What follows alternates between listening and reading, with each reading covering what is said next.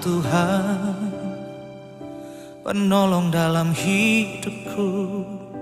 Ku percaya hanya kepadamu. Kau pegang tanganku dan tuntun langkahku. Yesus, Kau perlindunganku. Kau Tuhan, kekuatan dalam hidupku, penolongku dalam kesesakan. Kau gunung batuku dan pertahananku. Yesus, Kau kemenanganku. Yesus, padamu ku berseru, Kaulah penyelamatku. Terpujilah Kau Tuhanku. Mulutku memuji nama-Mu sepanjang umur hidupku. Terpujilah Kau Tuhanku di atas segalanya. Bapa surgawi, Tuhan kami Yesus Kristus, kami mengucap syukur berterima kasih kepadamu Tuhan atas penyertaan-Mu, atas pertolongan-Mu, atas berkat-Mu yang sudah Tuhan berikan buat kami. Kalau sebentar kami akan mendengarkan sebagian firman-Mu Tuhan, urapi hamba-Mu yang akan menyampaikan firman-Mu, supaya setiap benih firman yang akan disampaikan bisa kami mengerti dan kami lakukan di dalam kehidupan kami sehari-hari. Terima kasih Tuhan Yesus, terima kasih. Biarlah kehidupan kami semakin hari semakin boleh berkenan di dalam Engkau. Terima kasih Tuhan, kami siap untuk mendengarkan firman-Mu. Haleluya, amin. Selamat pagi Bapak Ibu Saudara sekalian yang diberkati Tuhan. Haleluya, haleluya. Mari kita sama-sama merenungkan firman Tuhan, dan mari kita sama-sama menjadi pelaku-pelaku firman, karena kita tahu bahwa apa yang Tuhan inginkan dan apa yang ingin Tuhan kerjakan dalam setiap kehidupan kita adalah baik adanya. Dan walaupun hari-hari ini kita ibadah secara online, tetapi mari kita memiliki semangat, mari kita memiliki sesuatu kerinduan yang Tuhan ingin lakukan dalam setiap kehidupan kita. Walaupun kita tidak bisa berkumpul satu sama lain, tetapi dengan media-media yang ada kita tetap memberikan support satu sama lain. Mari kita sama-sama membuka Alkitab kita dalam kitab Yosua, pasalnya yang pertama, ayat yang pertama hingga ayat yang ke-9. Cukup panjang firman ini, tetapi Bapak Ibu Saudara sekalian bisa membacanya di rumah. Dan mari kita sama-sama kembali ke tema yang akan saya bagikan adalah menjalani hidup dengan optimis. Optimis. Kita tahu bahwa hari-hari ini kita sedang lesu. Kita tahu hari-hari ini kita sedang lemah dengan adanya virus corona yang ada, yang kita tahu bahwa membuat lumpuh segalanya dari segala aspek, dari orang-orang yang kaya, orang-orang miskin, ataupun orang-orang yang sederhana, tidak memandang bulu apa yang seharusnya kita bisa kerjakan hari-harinya, tetapi dampak ini menjadi dampak dunia yang harusnya kita sebagai orang percaya mengambil hikmahnya. Kita bukan hanya menyalahkan Tuhan atau menyalahkan orang lain atau menyalahkan siapapun, tetapi bagaimana hidup ini bisa menjadi sesuatu hal yang baik, hal yang berguna. Satu contoh yang akan saya ambil dalam firman hari ini adalah kisah tentang seorang Yosua. Kita tahu bahwa Yosua adalah pembantu setia dari seorang Musa selama 40 tahun pengembaraan bangsa Israel. Kita tahu kehidupan seorang Yosua seperti apa. Dia memiliki kedekatan dengan Tuhan. Dia orang yang sangat setia kepada Tuhan. Tetapi dia pun memiliki optimis yang luar biasa. Untuk apa? Untuk dia mencapai tanah perjanjian yang Tuhan sudah sediakan dalam kehidupan bangsa Israel pada waktu itu. Nah, lalu apa sih yang sebenarnya seharusnya kita lakukan untuk bisa mencapai apa yang menjadi tujuan hidup kita, yang mencapai sebuah aku harus bisa. Sebuah optimis yang seharusnya kita lakukan. Dan seorang Yosua pun melakukan hal yang sama. Kita bisa baca dalam kitab-kitab sebelumnya. Yosua dan Kaleb menjadi seorang pengintai dengan 10 pengintai yang lain. Tetapi dia katakan apa? Dia tetap berkatakan bahwa apa yang Tuhan berikan adalah baik adanya. Sesuatu hal yang kebaikan yang Tuhan berikan. Tetapi bagaimana dengan 10 pengintai yang lain berkata bahwa wah, di sana tuh keadaannya tidak baik, banyak sekali musuh-musuh yang besar-besar dengan pesimis yang cukup tinggi. Tetapi sebaliknya, Yosua dan Kaleb bisa melangkah dengan iman, dengan optimis yang tinggi, bahwa dia katakan bahwa tanah perjanjian yang Tuhan sediakan baik adanya. Oleh sebab itu, dalam setiap kehidupan kita saat ini memang sulit. Tetapi bagaimana kita meminta Tuhan menyertai dalam setiap kehidupan kita. Bagaimana kita bisa memiliki optimis itu. Mungkin terkadang, wah gampang kalau kita berbicara tentang sebuah optimis. Mudah kita mengatakan kepada orang lain, ayo mari semangat, ayo mari melakukannya bersama-sama dengan Tuhan. Tetapi bagaimana pelaksanaannya? Terkadang kita berpikir bahwa hidup saya ini sudah dengan Tuhan, dengan baik. Tetapi kok kenapa penyertaan Tuhan itu kurang? Kenapa Tuhan tidak memberikan sesuatu hal yang luar biasa? Kenapa Tuhan hanya membuat hidup saya hanya seperti ini? Mari kita flashback ke diri kita masing-masing. Bagaimana kehidupan kita dengan Allah? Bagaimana hidup kita pribadi lepas pribadi dengan Allah? Hubungan kita dengan Allah bagaimana? Bagaimana caranya kita membangun mesbah Allah itu sendiri? Apakah kita sudah mengenal pribadi Allah atau sebaliknya? Kita tidak mengenal pribadi Allah, hanya sekedar mengenal, tapi kita tidak mendalami. Karena Tuhan katakan bahwa kita sebagai orang-orang percaya harus memiliki karakter Kristus. Karakter Kristus itu adalah karakter yang harus memberikan kasih, saling mengasihi, saling merangkul. Nah, kita bisa tidak melakukan hal yang sama. Dan pada waktu itu pun bangsa Israel bersama dengan Musa pada waktu itu pemimpin, Tuhan sudah menyertai begitu rupa. 40 tahun dalam pengembaraan yang ada. Walaupun mungkin kita bisa lihat di dalam peta yang ada, mungkin hanya sejengkal saja. Tuhan bisa lakukan itu dengan mudah. Tetapi Tuhan ingin melihat karakter bangsa Israel pada waktu itu. Ternyata mereka tegar tengkuk dan Tuhan buat berputar perjalanan mereka begitu jauh selama 40 tahun.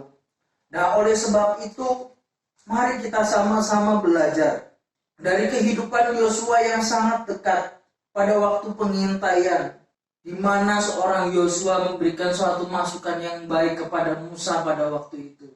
Dan tetapi ternyata Musa tidak bisa masuk ke tanah perjanjian. Yang hanya bisa masuk Yosua dan Kaleb dan orang-orang bangsa Israel pada waktu itu. Nah, mari kita sama-sama memiliki optimis dalam menjalani kehidupan kita hari-hari ini. Saya tahu bahwa kehidupan kita sangat berat hari-hari ini. Kehidupan kita sangat, bisa dikatakan, miris. Mungkin bisa saya katakan bahwa sangat anjlok dalam hal pemasukan, pendapatan kita. Tetapi pengeluaran harus ada, tetap ada.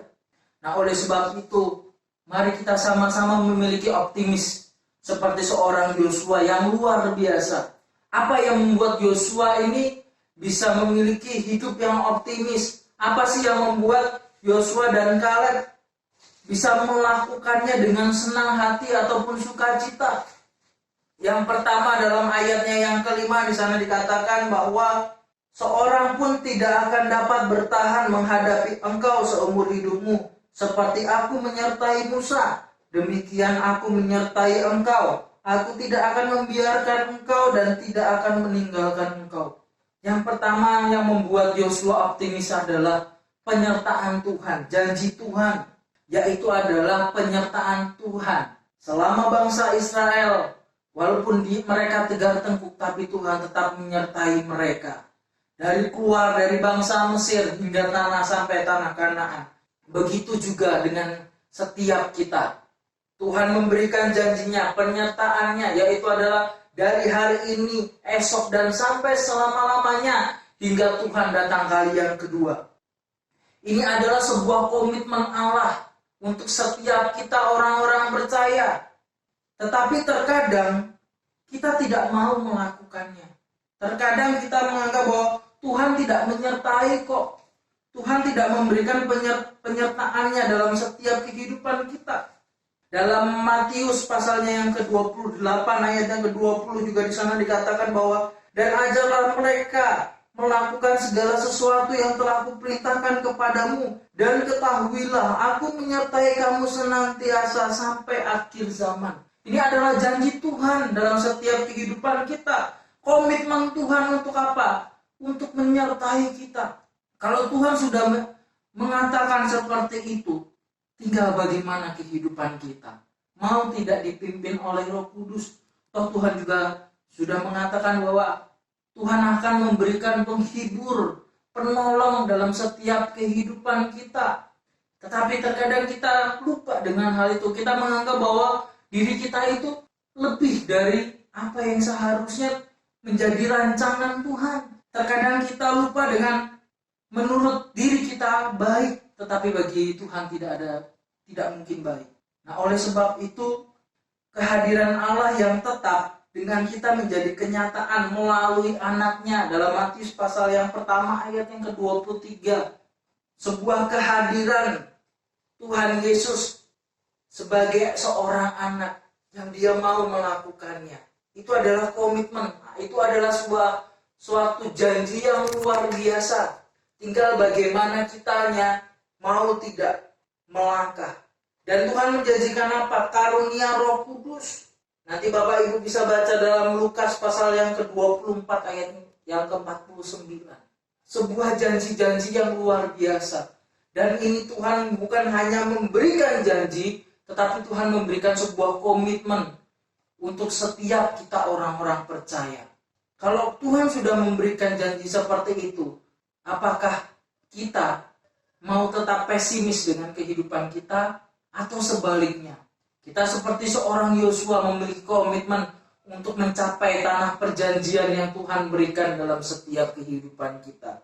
Nah, lalu yang kedua, apa yang menjadikan hidup Yosua optimis? Yang kedua dalam ayatnya yang ke-7, di sana dikatakan bahwa hanya kuatkanlah dan teguhkanlah hatimu dengan sungguh-sungguh. Bertindaklah hati-hati sesuai dengan seluruh hukum yang telah kuperintahkan kepadamu oleh hambaku Musa. Jangan menyimpang ke kanan atau ke kiri, supaya engkau beruntung kemanapun engkau pergi. Yang kedua adalah hidup sesuai dengan ketetapan Allah. Ini sesuatu hal yang mungkin sepertinya mudah, tetapi ternyata memang sulit. Dari 10 perintah Allah yang Tuhan berikan kepada setiap kita orang percaya, berapa persen yang bisa kita lakukan? Apakah kita bisa melakukan semuanya atau hanya 1-2 saja? Itu adalah ketetapan, standarnya Allah. Dan Tuhan memberikan sesuatu ketetapan yang memang standarnya cukup tinggi sebagai kita orang percaya. Dan Yosua pun melakukannya. Yosua menaati firman Allah yang tertulis dalam kitab Taurat yang ada. Dan kita tahu bahwa firman ini ya dan amin. Firman ini adalah firman yang hidup. Kalau kita benar-benar mau melakukannya. Dan kitab Taurat itu bukan hanya diucapkan, tetapi bagaimana kita ajarkan kepada orang lain, bagaimana untuk diperkatakan, untuk dilakukan. Nah, oleh sebab itu Bapak Ibu Saudara sekalian, ketetapan Allah itu adalah hukumnya mutlak. Tinggal bagaimana kita mau melakukannya atau tidak. Tinggal bagaimana kita mau mengajarkannya atau tidak. Bagaimana kita mau memperkatakannya atau tidak. Atau kita hanya sekedar tahu saja, tetapi kita tidak mau melakukannya. Karena kita tahu bahwa Tuhan katakan bahwa jadilah saksiku dalam kitab Yohanes pasal yang pertama.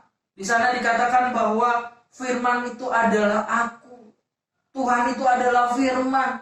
Nah, kalau kita tidak mau melakukannya, kita tidak mau menaatinya, bagaimana kita bisa hidup sesuai dengan ketetapan Allah? Bagaimana kita bisa hidup optimis dengan apa yang Tuhan ingin lakukan dalam setiap kehidupan kita. Nah, oleh sebab itu Bapak Ibu Saudara sekalian, mari kita sama-sama hidup. Dan jangan kita menyimpang ke kanan ataupun ke kiri. Memang jalan yang Tuhan berikan itu bukan sesuatu hal yang mudah. Bukan hanya lurus saja. Tetapi bagaimana kehidupan kita mengikuti arahannya Tuhan. Setiap kita memiliki proses yang berbeda-beda. Setiap kita memiliki proses yang memang apa yang seharusnya kita lakukan. Terkadang kita tidak mau dengar-dengaran. Terkadang kita menganggap bahwa, wah ini suaranya Tuhan. Saya katakan bahwa suara Tuhan dengan suara hati beda-beda tipis, sangat-sangat tipis sekali. Kalau kita memiliki kepekaan, kalau kita memiliki kedekatan dengan Tuhan, saya yakin dan percaya bahwa kita mengerti, oh ini ternyata suaranya Tuhan. Ini adalah suara hati. Karena memang suara hati dengan suara Tuhan itu sangat-sangat tipis, saya katakan. Mari kita sama-sama hidup sesuai dengan ketetapan Allah, hidup sesuai dengan apa yang Tuhan ingin lakukan dalam setiap kehidupan kita, yaitu adalah hidup optimis. Lalu yang terakhir, apa yang membuat Yosua hidup optimis? Yang ketiga adalah dalam ayatnya yang ke-8 dikatakan bahwa janganlah engkau lupa memperkatakan kitab Taurat ini, tetapi renungkanlah itu siang dan malam supaya engkau bertindak hati-hati sesuai dengan segala yang tertulis di dalamnya. Sebab dengan demikian perjalananmu akan berhasil dan engkau akan beruntung. Yang ketiga adalah Tuhan memberikan sebuah keberhasilan. Berhasil ini bukan bicara soal hanya sekedar materi saja, tetapi berhasil di sini tentang hidup yang kekal. Sebuah janji Tuhan kepada setiap kita orang-orang percaya adalah hidup yang kekal, memberikan mahkota kepada setiap kita. Kalau kita setia kepada Allah, sudah dipastikan bahwa hidup yang kekal, mahkota yang Tuhan ingin berikan kepada setiap kita, Tuhan akan berikan kepada setiap kita. Dan keberhasilan pun akan kita raih kalau kita hidup optimis sesuai dengan apa yang Tuhan ingin lakukan dalam setiap kehidupan kita. Nah, lalu syarat untuk berhasil itu seperti apa dan bagaimana? Yang pertama adalah jadilah kuat, berani dan tekun. Kalau kita kuat dalam iman kita, kalau kita tekun, sudah pastinya kita akan berhasil.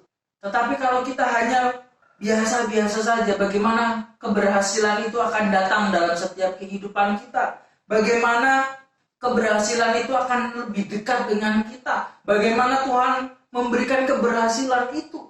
Oleh sebab itu, mari kita menjadi kuat, kita menjadi berani, dan kita tetap tekun dalam setiap apa yang kita lakukan, yang kita kerjakan, yang kita tekuni hari-hari ini.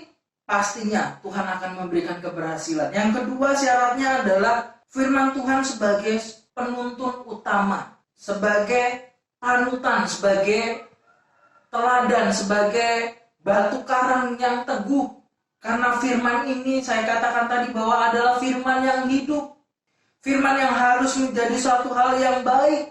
Firman ini bisa menjadi sesuatu hal yang, oh ternyata ini loh yang seharusnya kita lakukan. Memang mungkin kayak kita pada hari ini membaca firman, belum tentu hari ini juga firman itu terjadi. Mungkin bisa besok, lusa, atau bulan depan dan seterusnya. Tetapi firman ini tetap harus menjadi panutan kita sebagai penuntun kehidupan kita ke depannya untuk kita menjadi berhasil. Yang berikutnya adalah sudah pastinya merenungkan firman setiap hari. Dalam kitab Mazmur di sana katakan, mari kita sama-sama merenungkan firman itu siang dan malam. Seorang Raja Daud pun melakukan hal yang sama, merenungkan firman itu siang dan malam. Untuk apa? Untuk menjadi hidup yang berhasil. Dan pada akhirnya Raja Daud kita tahu bahwa dia menjadi raja yang berhasil. Walaupun kita tahu dia memiliki minus dalam hal kejahatannya, membunuh Uria pada waktu itu. Tetapi pada akhirnya kalau dia dekat dengan Tuhan, dia berbicara dengan Tuhan, dan dia mendapatkan pengampunan. Karena apa? Karena dia merenungkan firman itu siang dan malam. Nah, lalu syarat yang berikutnya adalah hidup sungguh-sungguh seumur hidup kita. Hidup sungguh-sungguh dekat dengan Tuhan. Untuk apa? Untuk kita tetap bisa menjadi orang-orang yang berhasil.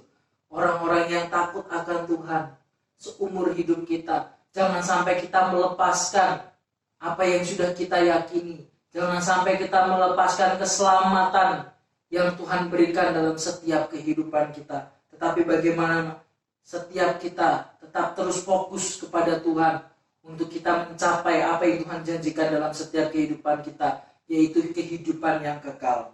Dan Yosua memberikan perintah ini untuk kita hidup optimis, untuk menjalani kehidupan ini tetap optimis, dan jangan sampai kita menduakan Tuhan. Dan setiap kita juga seharusnya melakukan apa yang Tuhan ingin kerjakan dalam setiap kehidupan kita. Tuhan memberikan setiap kita permasalahan untuk apa? Untuk menaikkan level kita, untuk kita tetap terus mau memandang Tuhan, karena kita tahu bahwa kehidupan keberhasilan kita itu hanya oleh dan di dalam Tuhan. Nah, oleh sebab itu Bapak Ibu Saudara sekalian, kalau kita mau berhasil, 3 hal yang saya sudah bagikan pada pagi hari ini, yaitu adalah kalau kita mau berhasil, Tuhan itu adalah menyertai kita dari hari ini sekarang sampai selama-lamanya.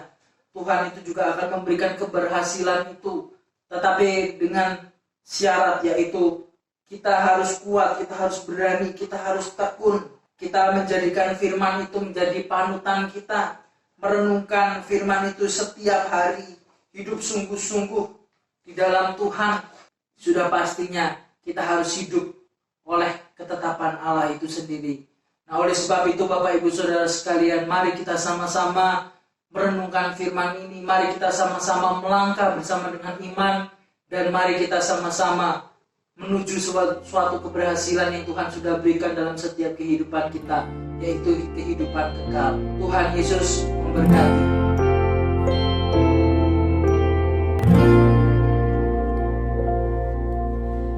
Ku melupakan yang di belakangku, ku serahkan diriku hanya padamu Yesus, dan ku berlari kepada tujuanku.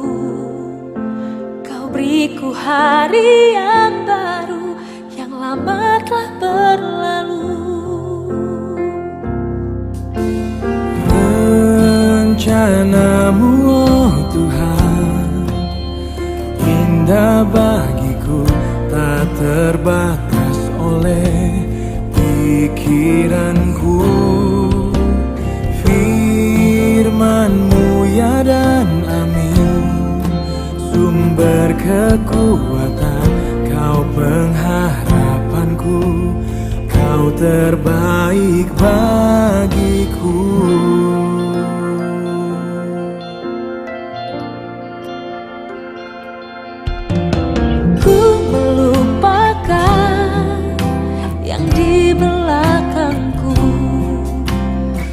Serahkan diriku hanya padamu Yesus, dan ku berlari kepada tujuanku.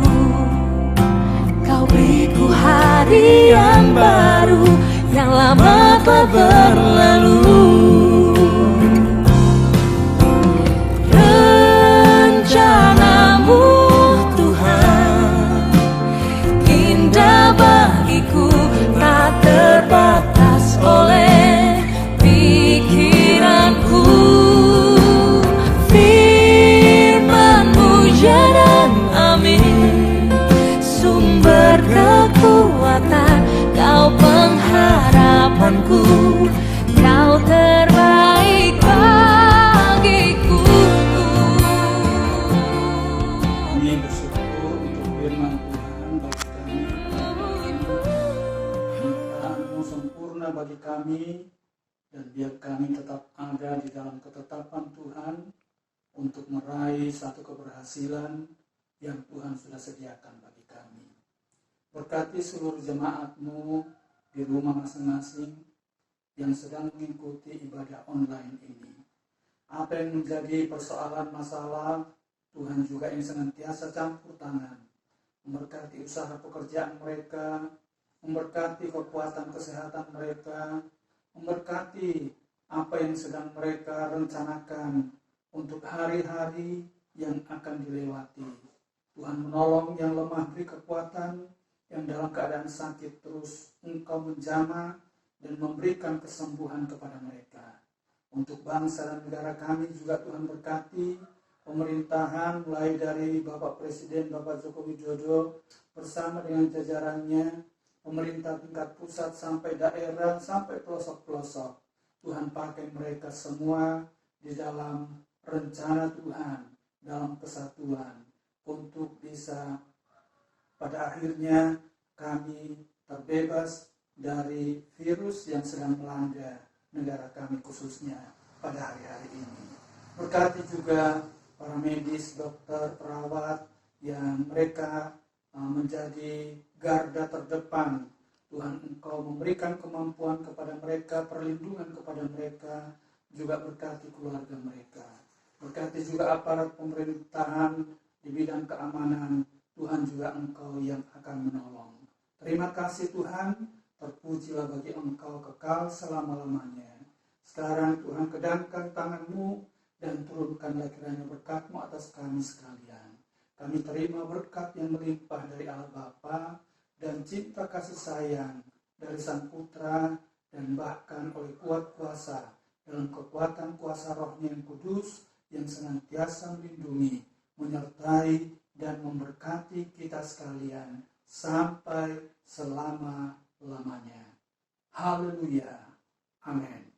Tuhan Yesus memberkati kita.